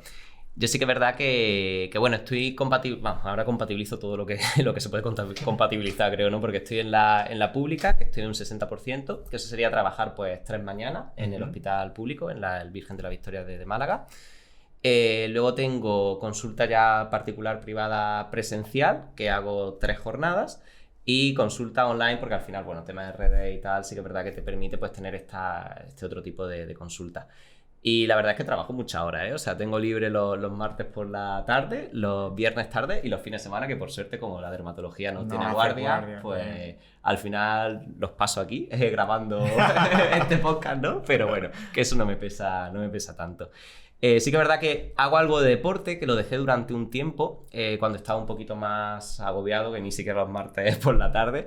Pero bueno, es una de las cosas que a mí me gusta, porque bueno, de toda la vida siempre he intentado hacer algo, ¿no? Desde pequeño, y sí que creo que es importante para, pues yo qué sé, mantenerte sano, ¿no? Porque si no, al final un poco la sensación es como... Pero ¿entrenas cuando llegas del trabajo por la tarde-noche o los días que tienes libre? ¿O hago martes y luego fines de semana. De momento, martes, tarde, fin de semana. Y sobre todo hago, pues bueno, me gustaría hacer un poquito más de trabajo aeróbico, ¿no? Un poco más de cardio y tal, pero actualmente lo que hago es sobre todo entrenamiento de fuerza. En el gimnasio, ¿no? En el gimnasio. Voy con mi pareja, que a ella también pues le viene bien. Tema de SOP y todo este tipo de cosas, ¿no? O sea que... Y al final en pareja es como, bueno, no sé, gusta hacer algo claro, juntos, ¿no? es más fácil, es más sencillo. Sí. Pues sí, bueno, pues ya está. Cuando trabajes menos ya entrenarás más Sí. Pero bueno, está bien, siempre hay que tener, incluso en periodos muy estresantes de la vida, un mantenimiento, eso no es negociable, no es negociable. Te lo notas, pues bien, ya que hablamos de hábitos, de hábitos y piel, vamos a hablar un poco de eso, de que la piel no es simplemente pues evitar el sol y utilizar productos útiles, sino los hábitos. Siempre hablamos aquí de hábitos, que los hábitos sean tu medicina. Entonces, la piel no es un órgano ajeno a esos hábitos, como no lo es el cerebro, como no lo es el corazón, ¿no? Hay hábitos que empeoran la calidad de la piel y hay hábitos que la mejoran o la mantienen sana, ¿no? Por ejemplo, entre los que la empeoran, el tabaquismo. El tabaco es de los que más rápidamente degrada las fibras de colágeno, arruga la piel, la deshidrata, ¿no? El gran fumador tiene un fenotipo de piel muy claro, ¿no? Y eso lo habrás visto tú. Después el estrés crónico, ¿no? Y esto es interesante entenderlo porque el sistema nervioso y la piel están muy conectados, ¿verdad? De hecho, en la etapa embrionaria como que vienen del mismo sitio. Misma capa, sí. Por eso tú has dicho al principio, nos sonrojamos cuando sentimos emociones, la piel se eriza, tal. Es que está muy, muy conectada al sistema nervioso y por lo tanto al estrés. Y el estrés, los picos de estrés, época de exámenes, separación de pareja, duelos familiares, se notan en la piel y tus pacientes pues empeoran rápidamente, seguro, cuando tienen algún tipo de... un montón de patologías se ven muy asociadas. Es verdad que no es tampoco justo echarle la culpa al estrés de todo, pero es verdad que hay patologías que francamente se ve muy evidente la relación con eventos estresantes como tú comentas, sí. Después, por mi lado, las alteraciones hormonales, síndrome de ovario poliquístico, hiperandrogenismo, Cushing, enfermedad de Cushing. Todo eso tiene un impacto en la piel negativo, que genera mucha preocupación en los pacientes. También lo que comemos, ¿no? Es decir, hay alimentos muy interesantes por el perfil de ácidos grasos, monoinsaturados, el aguacate, el aceite de oliva, los antioxidantes que hemos dicho, ¿no? El licopeno en el tomate, hay la astaxantina, ¿no? Que ahora se ha puesto muy de moda también, en el marisco presente, por ejemplo, o en el salmón, que protegen la piel y digamos que la defienden, no tanto como un protector solar, pero también la ayudan a defenderle, ¿no? Y bueno, y obviamente en el lado negativo, pues todos los procesados, los ultraprocesados, un patrón de alimentación proinflamatorio va a hacer que tengamos una piel de peor calidad. Entonces, no tiene mucho sentido pues gastarte mucho dinero en productos y después estar durmiendo 4 o 5 horas, no entrenar, no hacer ningún tipo de ejercicio, andar estresado por ahí y querer que los retinoides o el retinol solucionen todas las papeletas, ¿no? Sí, claro. Al final, lo de siempre. Los hábitos son la base y no es diferente en el tema de cuidados de la piel. Así que bueno, yo sé que lo haces, pero te animo desde aquí más todavía a que a tus pacientes pues les instruyas ahí en los hábitos saludables, que al final eso se va a notar también a nivel de piel. Perfecto, pues hemos hablado de retinol, hemos hablado de hidratante, hemos hablado de limpieza, exfoliantes, también de tónicos, has dicho antes. ¿Hay algún otro producto, por ejemplo, el ácido hialurónico se habla mucho, ¿no? O el serum de vitamina C se habla mucho, o antioxidantes como el que has mostrado, ¿no? ¿Hay algún otro producto que uses o que creas que tiene la suficiente evidencia como para recomendarlo? Por ejemplo, ¿qué hay del ácido hialurónico? Sí, el ácido hialurónico al final es como una esponja, ¿no? Que es como que puede absorber una enorme cantidad de agua y al final eso pues aporta hidratación a la piel. Lo que pasa es que existe mucha confusión, ¿no? Y lo que tenemos que tener muy claro es que una cosa es el ácido hialurónico pues libre que viene en un producto cosmético y otro es el ácido hialurónico que conocemos del mundo de la medicina estética. ¿Por qué? Porque muchas veces se aprovecha esta confusión pues para dar mensajes que confunden a la población de forma muchas veces pues interesada y a propósito, ¿no? Al final, el ácido hialurónico, cuando se utiliza, por ejemplo, en medicina estética, que ya hablamos de ácido hialurónico inyectable, ¿no? Es un ácido hialurónico que está reticulado. ¿Qué quiere decir reticulado? Es como que forma una red que es tridimensional y que da volumen a la piel. Esto es muy interesante, por ejemplo, porque en el proceso de envejecimiento vamos perdiendo, se produce una resorción ósea, es decir, vamos perdiendo los compartimentos grasos, se va perdiendo el sostén y poquito a poco va apareciendo como esta aparición de sensación de caída, ¿no? Esta flacidez, ¿no? Se empiezan a notar los surcos nasogenianos, se empiezan a notar la zona esta del jowl, que le dicen, y vamos pues notando como que la piel se cae poco a poco. El hialurónico, por ejemplo, cuando se pone inyectado reticulado, permite reponer, digamos, los volúmenes y conseguir que este efecto caída pues se vuelva a recolocar todo. Lo que pasa es que, claro, muchas veces esto se aprovecha en la cosmética pues para generar un poco de confusión y poner pues crema hidratante con hialurónico con efecto filler, ¿no? Filler sería el relleno en inglés, ¿no? Y yo personalmente, realmente, el hialurónico sí que es una molécula que nos aporta sobre todo hidratación, pero yo siempre creo que te merece más la pena utilizar un retinoide. ¿Por qué? Porque básicamente el hialurónico sí que es de acción inmediata, es decir, te permite dar sensación de hidratación a la piel de forma inmediata, pero a largo plazo no consigues nada. Mientras que el retinol sí que transforma la piel, permitiendo que le permita retener la hidratación por sí misma, tener una función barrera que está más sana.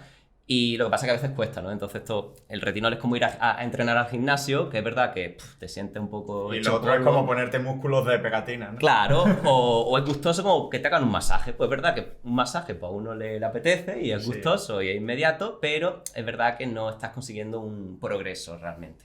Lo otro es más, pues bueno, más agradable de forma inmediata. Ok, algo que utilice además... de lo que ya hemos comentado, también me ha llamado la atención lo de los AHA, ¿no? Los otros transformadores. Sí. No los conocía, no sé si quieres profundizar un poco en ello. Sí, los alfa-hidroxiácidos es la otra gran familia de transformadores junto a los retinoides y básicamente son ácidos estructuralmente, ¿no? Tenemos los alfa-hidroxiácidos, que sería ácido glicólico, ácido cítrico, mandélico, etc. Y luego tenemos otra variante que son los beta-hidroxiácidos, que bueno, realmente químicamente no corresponden a beta-hidroxiácidos, pero bueno, siempre se le llama de toda la vida así, que sería el ácido salicílico, ¿vale? Básicamente son ácidos que permiten, por así decirlo, exfoliar la superficie de la piel de forma química, es decir, permiten químicamente romper los enlaces que hay entre las células, que serían los corneocitos. Hablábamos al principio de los ladrillos y el cemento que hay entre ellos. Entonces disuelve el cemento de tal forma que los ladrillos se despejan. Exactamente. Hacen un efecto peeling, de hecho, cuando lo utilizamos a concentraciones muy elevadas, son peeling, son ácidos que queman la piel, pero que utilizados de forma controlada permiten hacer una renovación de la piel en condiciones bien controladas y tal, en consulta, y te permite pues, tener una piel más lisa, más uniforme en tono, en textura, con menos manchas, etc. Y se utiliza mucho. El ácido salicílico, por ejemplo, es lipófilo y eso le permite penetrar en el poro y ejercer esa acción, digamos, exfoliante a nivel del poro. Eso es muy interesante en acné, porque los poros donde se encuentra la grasa se ve atraído por esta grasa, el ácido salicílico, y genera esa acción exfoliante liberando, digamos, toda esa obstrucción que hay en el poro que forma los puntos negros. Mientras que los alfa-hidroxiácidos no son lipófilos, sino que son hidrófilos, es decir, actúan en la superficie de la piel, pero no entran a nivel del poro. Perfecto, entendido. Genial. Bueno, te voy a pedir tu opinión de algunas marcas marcas muy utilizadas. Por ejemplo, una de las que más suena últimamente, al menos en mi impresión, de Ordinary, ¿no? ¿Qué opinión tienes y qué productos sí usas de Ordinary o puedes usar o puedes recomendar? Sí, es verdad que, bueno, todo lo que vaya a contar ahora es mi opinión totalmente. Totalmente. Y ya está. Pero bueno, a mí me gusta mucho el concepto de The Ordinary en el sentido de que hablan mucho de principio activo y es como muy minimalista, ¿no? Es decir, dice, pues un serum que contiene esto. O sea, te lo dejan como súper claro, 7% de ácido glicólico, etc. Pero, además el precio es muy competitivo, pero sí que es verdad que yo al final en lo que trabajo sobre todo es darle al paciente lo que tiene más evidencia científica y que dentro de ese principio activo darle de lo más cañero para que de verdad se note un resultado, ¿no?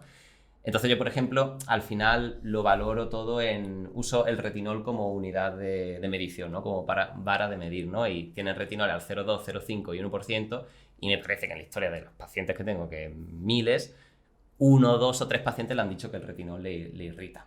Y es que eso es como decir que yo meto la mano en este vaso de agua y sale la mano seca. Pues habrá algo ahí dentro, pero yo no sé si es agua o a lo mejor sí será agua, pero la manera en la que está vehiculizada o en la manera en la que está conformado el producto final, a mí no me da la sensación de que eso pueda aportar la eficacia que realmente el paciente nota, porque es que no se nota, digamos, esa irritación característica. Y además es algo que se ve, ¿no? Es algo muy visible Yo por eso es verdad que The Ordinary pues no la uso en mi día a día, no quiere decir que sea mala marca o tal, porque de hecho creo que la filosofía que tiene es muy interesante y accesible a todo el mundo, pero como utilizo el retinol como vara de medir, para medir la calidad de tal, pues si el retinol no irrita y tal, otros productos que tal, pues no me dan una sensación ahí de confianza. Venga, otra, CeraVe. CeraVe me gusta mucho, ¿eh? De hecho, hay productos que yo recomiendo en mi día a día. Por ejemplo, tienen la crema hidratante, esta que es tarro enorme, tipo, como hablamos de marcas sin problema, pues tipo Nivea, ¿no? El tarro grande toda la vida. Y es verdad que tienen un precio muy competitivo y realmente me gusta un poco la composición que tiene. CeraVe, de hecho, el nombre viene de las ceramidas, que las ceramidas son, pues bueno, son lípidos que forman un poco este cemento que hay entre célula y célula. Entonces, pues está muy enfocado al reforzar el tema de la función barrera de la piel. Luego los limpiadores, por ejemplo, también están muy bien, los que tienen el Hydrating Cleanser, por ejemplo, o el Foaming Cleanser también está muy bien, ¿no? Y en general una marca que me gusta. Yo destacaría las hidratantes, por ejemplo, los limpiadores, y también tienen alguna loción hidratante suave con un factor 30 que lo veo también muy bien. Vale, y de Zoskin, que creo que era esta, ¿no? Sí. Zoskin Health. Sobre todo por lo que destaca sería por el retinol, o sea, es como el buque insignia de la marca, ¿no? Es como decir, pues, yo que sé, me lo invento, de Samsung lo mejor son los teléfonos. A lo mejor también hace teles, pero es que los teléfonos es lo que tiene bueno. Pues a una equivalencia sería eso con Zoo, ¿no? El retinol. Es verdad que es una gama de cosmética médica y de una gama alta. Más precio, ¿no? Entonces es más precio, es verdad que eso te restringe bastante, pero todas aquellas personas que sean pues, más friki de la cosmética y que le encante, es verdad que se nota la diferencia respecto a ¿Qué PVP puede tener un retinol de Zoo? Retinol suele rondar entre los 100, 120, 130. Este creo que es el más caro, me parece que sale en torno a 140 aproximadamente. Son productos que vienen muy bien formulados, entonces con una única pulsación te da para todo el rostro y con una pulsación cada bote te dura unos 10, 12 meses. O sea, entonces, que te puede durar casi un año. Te dura casi un año. En ese sentido, no es. Seguro que se gastan más dinero en otros productos que a lo mejor tienen un recambio más rápido, ¿no? Sí, que muchas veces como que te da cosa invertir en un producto porque no sabes hasta qué punto te va a dar el resultado que buscas, pero al final invertir en productos que realmente los tienes ahí muertos de risa en el baño, claro. Al final es como que la sensación de que todos los productos te dejan indiferente, ¿no? Es como que no notas los resultados que buscas. Totalmente. Muy bien, pues entramos en la fase final de la entrevista, Gustavo. Sí. La verdad que he aprendido mucho. Hasta ahora me ha gustado un montón, he aprendido mucho. Vamos a entrar en una fase más polémica, ¿eh? No te vas a escapar así alguna preguntilla polémica. A ver, bueno, no. Creo que es un debate que siempre hay que hacer. El tema, por ejemplo, de... Al final la dermatología tiene mucho contacto con la industria porque tenéis muchos productos que utilizáis a diario. También mi especialidad y muchas otras especialidades médicas. ¿Cómo ves tú esa relación, o cómo has visto desde el principio esa relación de la industria médica o biomédica con el médico? ¿Crees que de alguna forma hay cosas que pues, hacen que quizás pasen alguna línea? ¿O crees que la relación es sana? ¿Crees que influyen en las decisiones que toma el médico de cara al paciente? ¿Crees que no influyen? Cuéntame un poquito tu experiencia. Sí, yo creo que hay que hacer por así decirlo, un uso adecuado de esa relación, porque al final son relaciones que pueden, digamos, influir en tu prescripción o en tu práctica diaria y tal. Yo personalmente, y lo digo sin ningún tipo de tapujo, yo pienso que la industria a mí me ha ayudado muchísimo, o sea, en mi formación, o sea, la cantidad de cursos que yo he ido gracias a que un laboratorio me ha podido ayudar económicamente. El salario, ahora hablaremos de eso, ¿no? Pero el salario de un médico en España, te vaya a pensar que yo, de hecho, nosotros empezamos en la guardia de urgencia en el mismo año y yo todavía recuerdo que me parece que me pagaban la hora, eran 10 euros, ¿no? 10 euros la hora, de R1 sí, por ahí, o 11, no me acuerdo, o cosas así. Yo con mis 10 euros la hora, a ver cómo me pago yo el curso de cirugía que cuesta, yo qué sé, la inscripción, pues 500, 600 euros, es que es el salario del mes, ¿no? Entonces yo sí que personalmente le debo mucho a la industria en cuanto a mi formación por toda la cantidad de talleres, libros y formación y cursos que me han podido aportar, pero sí que es verdad que hay que trazar una línea y sobre todo que esa relación con la industria pues sí que sea una cosa pues recíproca, que te ayuden, que te mantengan informado de las novedades. Eso a mí me viene muy bien, ¿no? Porque al final el laboratorio, hombre, le interesa, ¿no? Le interesa que tú estés formado y que sepas las novedades de su producto. Claro. Pero tienes que saber distinguir y sobre todo hacer lectura crítica, ¿no? Que al final lo que te cuenta un laboratorio, pues siempre te van a presentar los números buenos, los malos no. Pero yo creo que haciendo un uso adecuado, o sea, intentando trazar esas líneas rojas y esos márgenes, es una relación que puede ser muy sana y, vamos, yo le debo mucho a la industria. ¿Sí? Pasa con otros temas, ¿no? Hay áreas donde hay una necesidad que quien debe cubrirla no las cubre y las cubre otro ente. Pues, por ejemplo, en el tema de la formación durante la residencia, es verdad que al final ese gap lo cubre la industria y es quien ayuda a que puedas ir a congresos, a que puedas ir a actualizaciones y a que puedas mantenerte en la bola y actualizado, ¿no? Pero bueno, me gusta tu punto. Al final yo creo que es eso, es tener capacidad crítica, saber trazar los límites y saber, bueno, tener sentido común y aprovechar quizás esas facilidades sin entrar en ser un prescriptor crítico, creo yo, que es la clave, ¿no? Sí. Vale, ahora otro tema polémico, el segundo, influencers de belleza. ¿Vale? Sí. Al final vivimos en el mundo de las redes sociales, pues hay muchos creadores de contenido centrados en belleza, anti-envejecimiento, cuidado de la piel. ¿Crees que los mensajes se están dando bien? ¿Crees que hay personas que hacen daño a la salud con ciertos mensajes? ¿O crees que todo vale dentro del mundo de las redes sociales? ¿Te ha molestado alguna vez, pues, que no sé, que a lo mejor una persona sin ninguna formación esté dando un mensaje equivocado o peligroso incluso? Cuéntame si eso te genera frustración o no. Sí, al final esto es un tema que, vamos, lo tengo muy trabajado, pero porque al final la presencia en redes sociales, hay gente que no está al margen, o sea, hay muchos dermatólogos que no saben lo que se cuece en redes sociales, no sabe quién habla ni quién hay detrás de estos mensajes, ¿no? Yo una cosa que realmente la tengo trabajada, porque es que de hecho hace muy poco hice una ponencia nacional sobre el tema. Y esto sí que no es mi opinión, o sea, esto está estudiado y de hecho luego si queréis os paso los estudios y tal. Se hizo una serie de trabajos de investigación que se veía que realmente existe muchísima información al alcance del clic de cualquiera, ¿no? Y realmente se veía que, por ejemplo, de los pacientes que acudían a un ambulatorio, a un centro de salud por acné, hasta el 50% había visto o había consultado en redes sociales y en internet qué podía ir haciendo mientras que le llevaba la cita de su médico. Pues bueno, lo que se veía es que tan solo uno de cada tres hizo cambios o hizo modificaciones que fueran coherentes o que estuvieran alineadas con lo que recomendaba la Academia Americana de Dermatología, que era donde se hizo el estudio. Entonces dices, bueno, y el 70%, o sea, y los 2/3 que quedan, esos cambios que han hecho, que no van acorde a la evidencia científica, ¿quién les ha enseñado eso? ¿Por qué están haciendo eso? Y luego realmente han ido saliendo más trabajos y más trabajos que se ve que no solamente en acné, o sea, en psoriasis, en dermatitis atópica, en dermatología en general, hasta el 50% del contenido que hay en redes es engañoso o es contenido erróneo. Entonces, claro, dices, ¿quién está haciendo este contenido, no? Porque un dermatólogo puede tener un conflicto de interés en un momento dado y tal, pero es que esto no puede ser.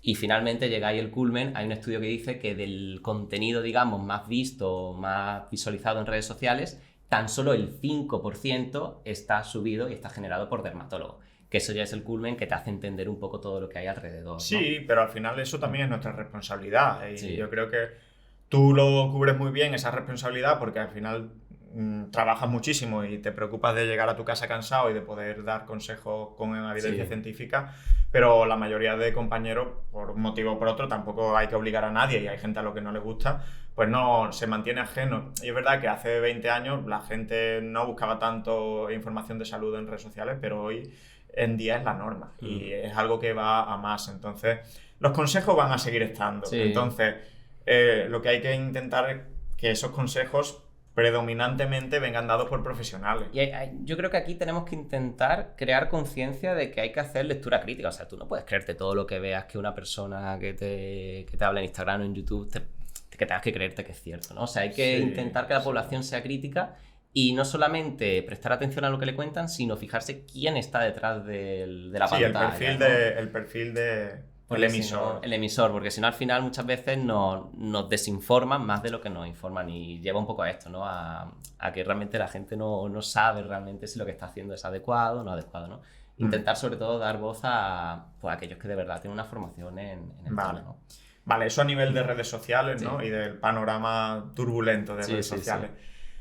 Que yo creo que se repite en muchas especialidades. En el ámbito de la nutrición está a la orden del día y bueno, de la dermatología pues también. Sí. ¿Crees que dentro de tu especialidad hay intrusismo o algo que se le pueda parecer al intrusismo? Sí, yo de hecho venía pensando un poco cosas que me gustan de mi especialidad y cosas que no me gustan. Y claro, la lista de cosas que me gustan era tal. Y yo he pensado, digo, bueno, ¿y qué no me gusta de mi especialidad? Y yo creo que es precisamente eso, ¿no? Que al final la dermatología es una especialidad tan demandada, tan gratificante en el sentido de que los pacientes mejoran, es patología que tiene buenos resultados y tal, tan diversa, tan variada y que tiene tanta demanda por parte de la población que al final, claro, eso crea interés por otros profesionales que realmente a lo mejor no tienen la formación que deberían tener.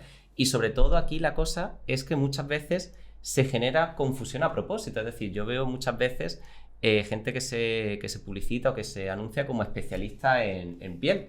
Y tú dices, especialista en piel, realmente eso igual a dermatólogo. O sea, tú no eres un dermatólogo, especialista en dermocosmética o especialista en tal. Es decir, son como figuras que, claro, no pueden decir que son dermatólogos porque no lo son, pero que quieren generar a propósito esta incertidumbre, esta confusión, esta nube, para que al final la persona que está ahí al otro lado no sepa realmente quién es el otro interlocutor, ¿no?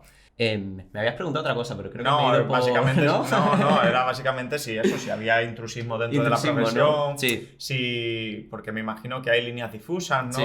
Que hay, pues, otras especialidades que a lo mejor pueden hacer procedimientos afines a los que hace un dermatólogo, no lo sé.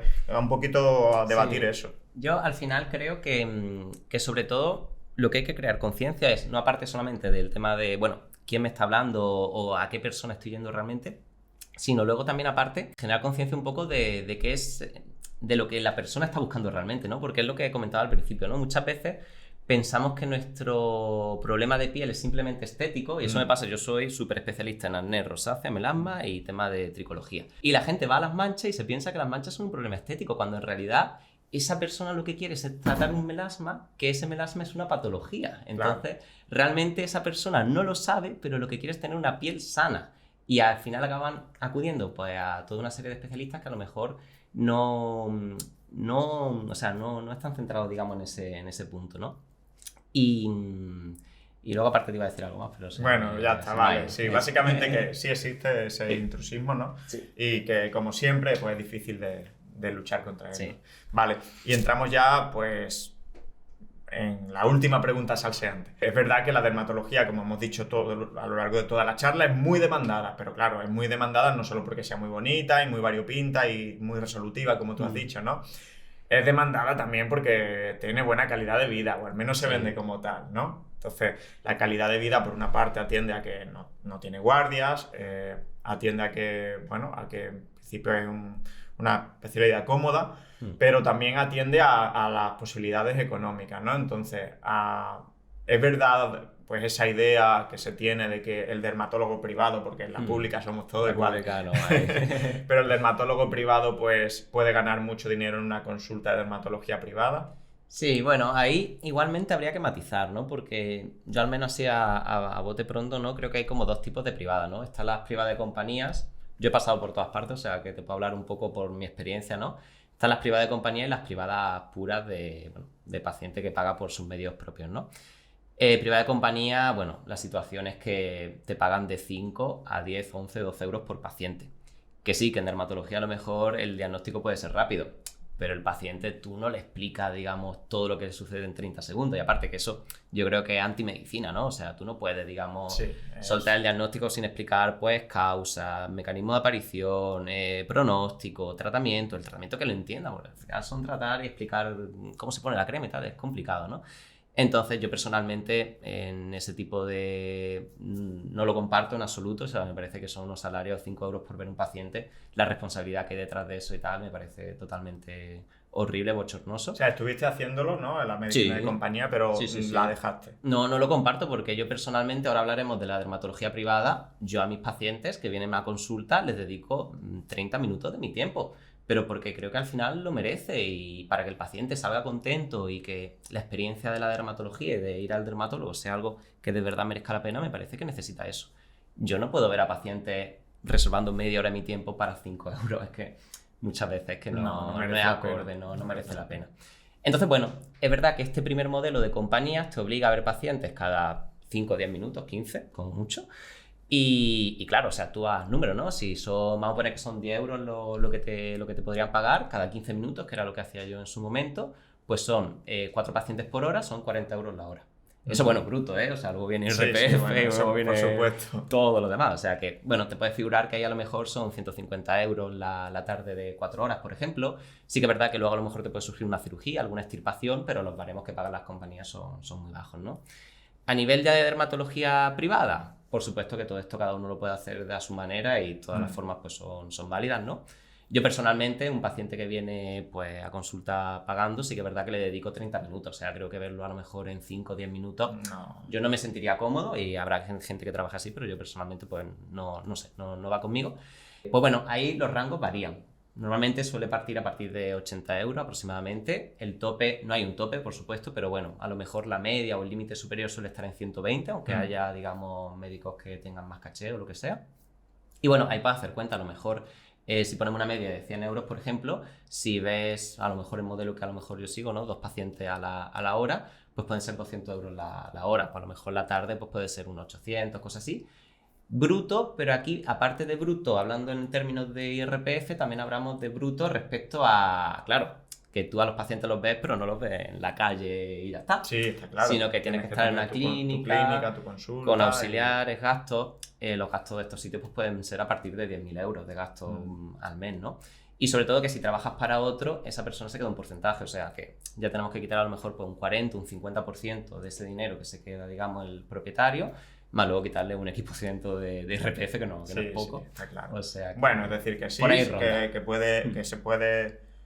que pueden vivir muy bien en la medicina privada, pero bueno, que primero hay que trabajar mucho como siempre y que segundo tampoco es algo que te vaya a hacer millonario de la noche a la mañana, ni mucho menos. Yo creo que la dermatología lo bueno que tiene es que te permite elegir y eso es una de las cosas que lo hace muy atractivo. O sea, la persona que quiere estar solamente en pública tranquilamente puede trabajar de lunes a viernes por la mañana y tan pancho. Yo personalmente os puedo decir que trabajo muchísimo, o sea, quien dice que dermatología es tranquilo porque no hace guardia. Bueno, digo, verás, pero yo acabo súper tarde, o sea, yo acabo a las 9:30 todos los días que trabajo, ¿no? O sea, mañana y tarde, o sea, al final. Sí, mucha paliza. Tú tienes también la posibilidad de que las redes sociales sean también, pues, como un trabajo paralelo, ¿no? Total. Y al final, pues, tus seguidores en redes sociales también buscan no solo que les des consejos, sino también, pues, probablemente puedas con el tiempo hacer infoproductos o puedas con el tiempo diversificar un poco fuentes de ingresos, o sea que eso también te ayudará en ese sentido y es atractivo. Genial. Pues bueno, dinos dónde te podemos encontrar, dónde te pueden encontrar tu consulta online los que nos estén viendo. Si quieres la presencial, pues también, pero bueno, sobre todo a nivel online creo que es lo más interesante. Sí, yo es verdad que, tengo presencia en redes sociales, tal, y es algo a lo que dedicaba en un principio mi tiempo libre, pero ya es como parte de mi trabajo realmente. Yo tengo un perfil de Instagram que se llama gustavogarriga.com /, porque no te dejan ponerlo .com y ya está. Y luego la página web es la misma, ¿no? gustavogarriga.com. Ahí sí que es verdad que en redes sociales hablo mucho de lo que me dedico en el día a día, ¿no? Pues acné, melasma, rosácea, problemas de tricología, cirugía dermatológica, ¿no?